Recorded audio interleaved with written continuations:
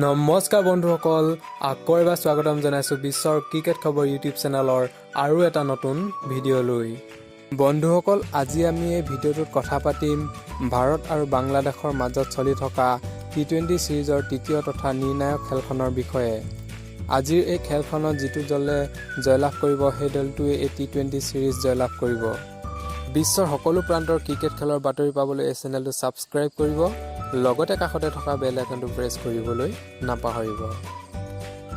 বন্ধুসকল, আপোনালোকে এটা কথা জানে যে দিল্লীত অনুষ্ঠিত হোৱা প্ৰথমখন T20ত ভাৰতীয় দল বাংলাদেশৰ হাতত পৰাস্ত হৈছিল আৰু ভাৰতে তাৰ প্ৰত্যুত্তৰ দিছিল দ্বিতীয়খন T20ত। ভাৰতীয় খেলুৱৈৰ উন্নত প্ৰদৰ্শনে দ্বিতীয়খন T20ত বাংলাদেশক পৰাস্ত কৰি 1-1 সমতা স্থাপন কৰিছিল। সেয়ে আজিৰ এই খেলখন দুয়োটা দলৰ বাবে চূড়ান্ত খেল হিচাপে অনুষ্ঠিত হ'ব।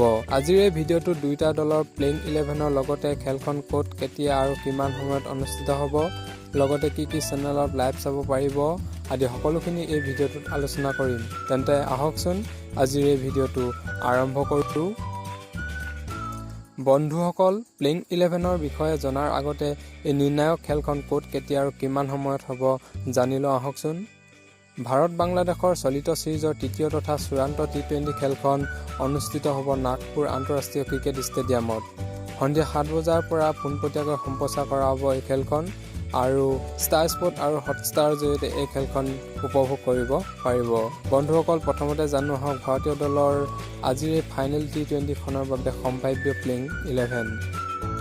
Number 1 Rohit Sharma, number 2 Shikhar Dhawan, number 3 KL Rahul, number 4 Shreyas Iyer, number 5 Rishabh Pant, number 6 Shivam Dube, number 7 Krunal Pandya, number 8 Washington Sundar, number 9 Deepak Chahar, number 10 Khaleel Ahmed বা শাৰ্দুল ঠাকুৰ, নম্বৰ 11 ইউজবেন্দ্ৰ চাহাল।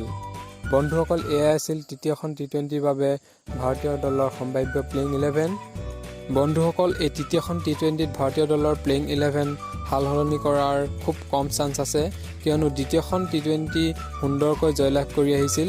কিন্তু এটা কথা মন কৰিব লাগিব যে ভাৰতীয় বেগী বলাৰ খালিল আহমেদে তৃতীয়খন T20ত খুব দুৰ্বল বলিং কৰিছিল। সেয়ে তেওঁৰ স্থানত বেঞ্চত বহি থকা শাৰ্দুল ঠাকুৰক এটা সুযোগ দিয়াৰ সম্ভাৱনা আছে। বন্ধুসকল, এইবাৰ জানো আহক আজিৰ এই ডিচাইডাৰ খেলখনৰ বাবে বাংলাদেশৰ সম্ভাৱ্য প্লেইং 11ৰ বিষয়ে। Number 1 Liton Das, number 2 Mohammad Naim, number 3 Soumya Sarkar, number 4 Mustafizur Rahim, number 5 Mahmudullah, number 6 Afif Hossain, number 7 Mosaddek Hossain আৰু Mohammad Mithun, number 8 Aminul Islam, number 9 Shafiul Islam, number 10 Mustafizur Rahman আৰু নম্বৰ 11 আল আমিন হুছেইন। এয়া আছিল দুয়োটা দলৰ সম্ভাৱ্য প্লেইং 11। আশা কৰোঁ এই দ্বিতীয় খেলখনৰ দৰেই ভাৰতীয় দলে উন্নত খেল প্ৰদৰ্শন কৰি 2-1 অগ্ৰগতিৰে শৃংখলা জিকিবলৈ সক্ষম হয়।